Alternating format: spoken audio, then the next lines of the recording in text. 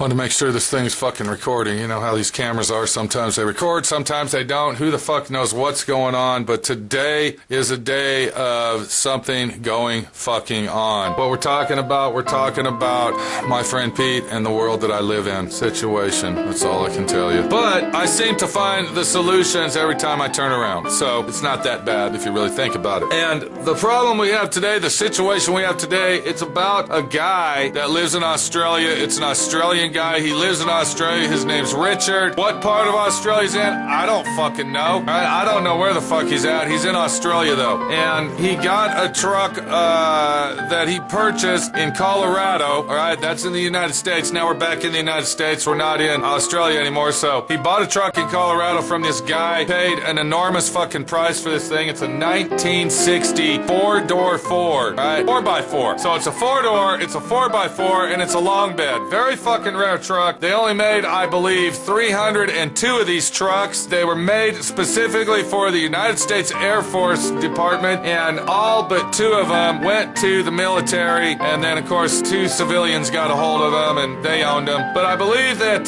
there's only maybe 3 or 4 of these fucking things in existence. I don't really give a rat fuck. I don't like trucks. I don't give a fuck about trucks. I am not a fucking truck guy, and I'm not looking forward to this fucking truck. With all that said, the situation is that this led into a situation of who is the fucking middleman. Of course, we already know that answer. My friend Pete is the middleman. My friend Pete is the guy that has to buck up and take care of the problems and find the solutions to get the fucking problems solved. So let's go back in time as I explain this to you, and then we'll go into the video set. I'm going to be real short and sweet about it. This guy, Richard, Mr. Australia, contacted me, I don't know, about a year and a half ago. I don't know when the fuck contacted me about doing this truck for him. I was very, very hesitant. I didn't want to do the truck. I told him, no, I don't want to do it. I got some trucks here. I got to get these trucks out, blah, blah, blah. Tells me that he bought the truck in Colorado, this, that, and the other. The next thing I know, he's calling me back.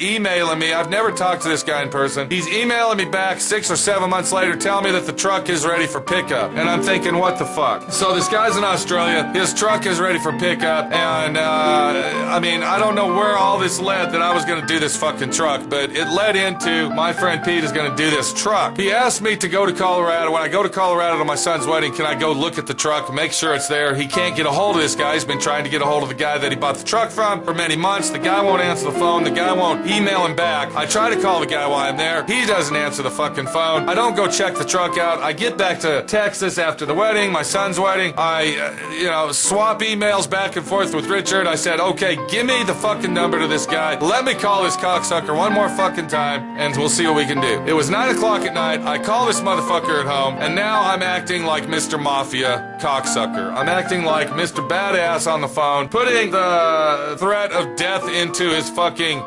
phone that he's listening to, and I'm suspecting that this cocksucker's gonna hang up on me and tell me to fuck off. Well, it turns out that he stayed on the phone the whole time that I was talking to him, while I was telling him I'm gonna come over there and bust his kneecaps with fucking bats, this, that, and the other, when all I'm basically doing is it turned out to be a phone prank for this guy. I told him I was in Denver and I was at a certain location, and if he doesn't have the truck running, I'm gonna do this, that, and the other, and you're not gonna rip this fucking guy off in Australia, and who do you think you are, thinking you're gonna keep this guy's $10,000 and not give the product that he bought. Well, he finally bucked up and got the truck running, so let's take it off to where I call this guy back on the phone, this guy, the truck owner that Richard, the Australian guy, bought the truck from. This is where we're gonna take up, and then once we go from there, then we'll go into the situation of having the truck hauled out here, and you're gonna realize being the middleman on a situation such as this is a fucking nightmare. So here we go. Mr. Australia himself, Richard from Australia, 1960 Ford 4-door 4x4, big pile of shit, piece of fucking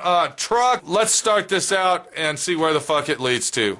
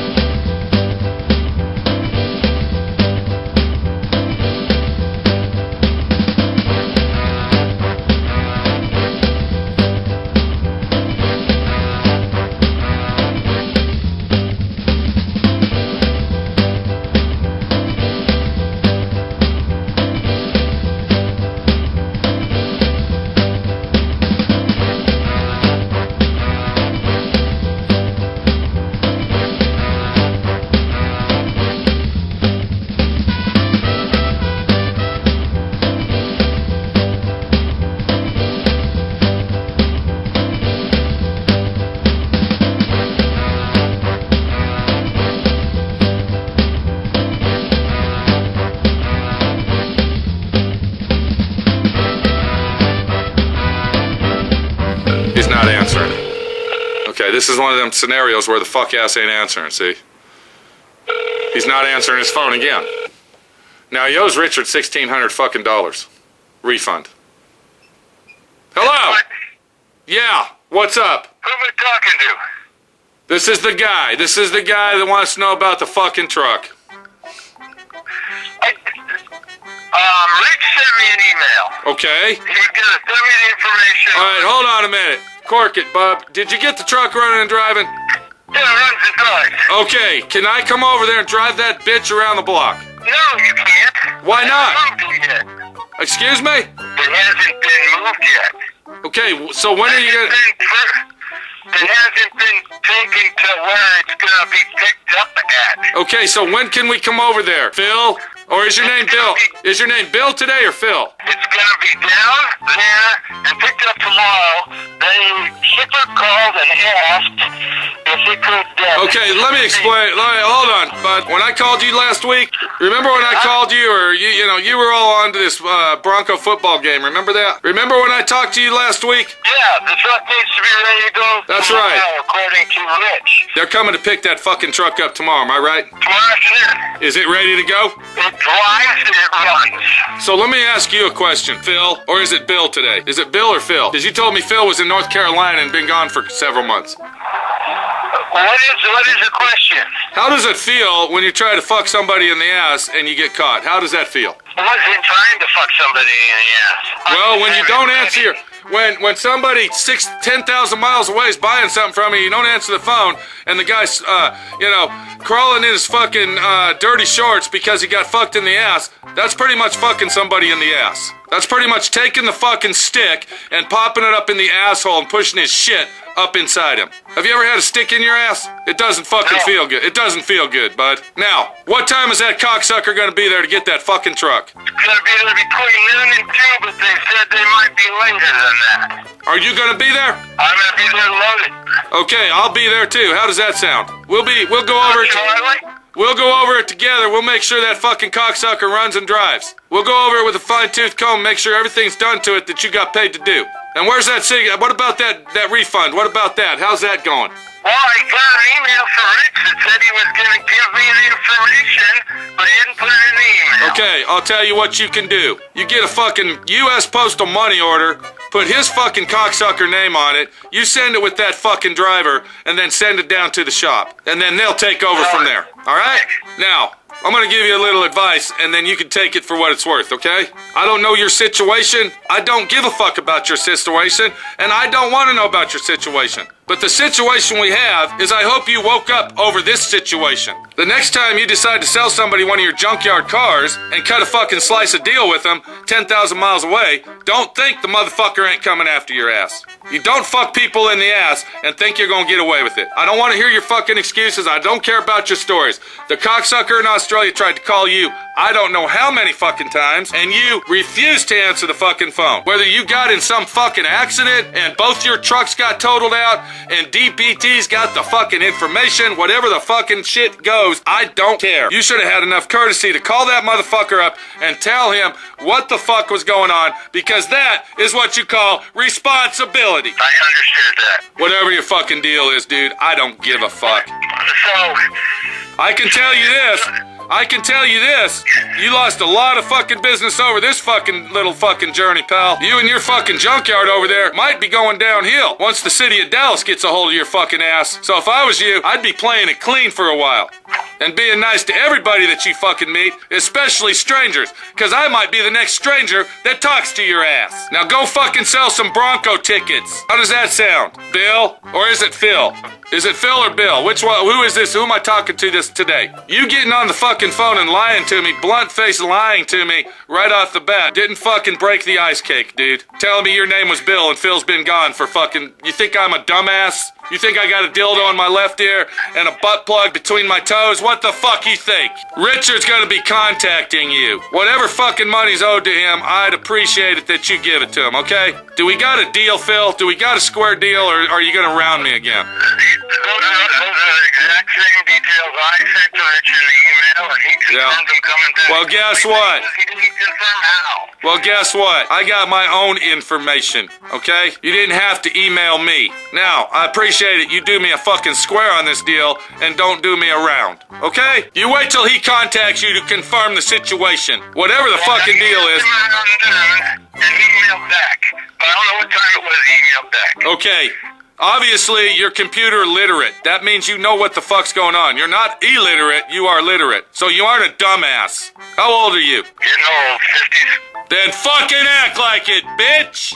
I'll be contacting you tomorrow. Let's hope everything goes smooth, okay? I hope you're happy you lost a good friend out in Australia. I hope you're a fucking happy guy. I'm not happy about it. All I want is the fucking truck running and driving, okay? I'll tell you what. Do you know where the truck is going? It's going to Texas, I think. Where? Dallas someplace. Yeah, what's the name? What's the name of that fucking cocksucker down there? What's the name? Pete at, SWRCS or something like that. It's SWRNC. Maybe those professionals can get the cocksucker running properly. 600 was in it when I got it, and it ran when I got it. It's still in it. So you've never done a motor conversion in an old truck, I guess. No, I read everything bone stock. Okay. I mean, other than that, All right. correction or fake pocket. Okay, that's I great, don't do Rich. any custom kind of work. Okay, that's I mean, great. I've changed. Okay, you should have. Okay, whoa. You should have told him that from the beginning, okay? Listen, forget the fucking shit. Get the bitch running.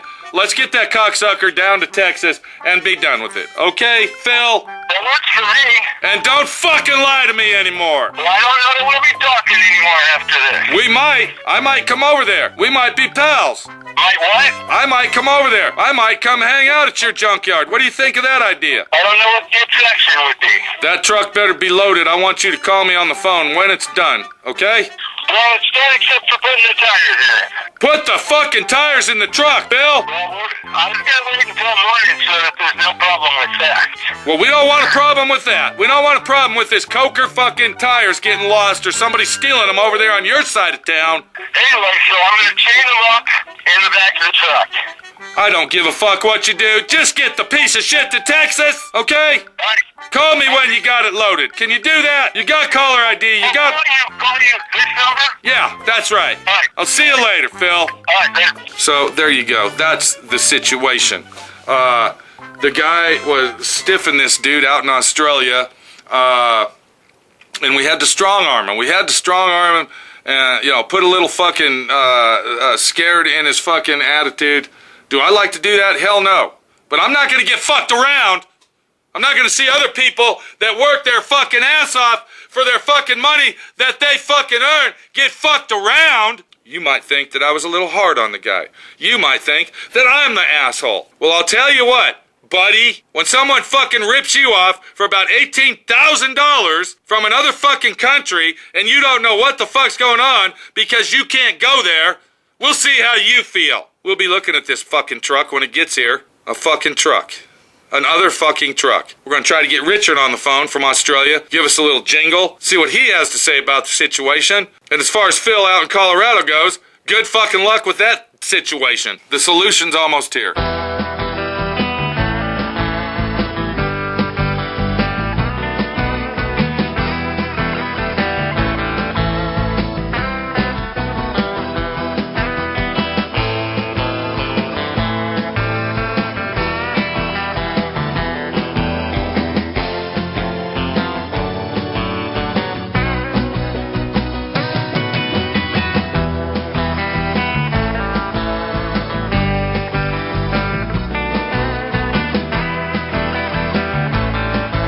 A hell of a fucking situation to what it is.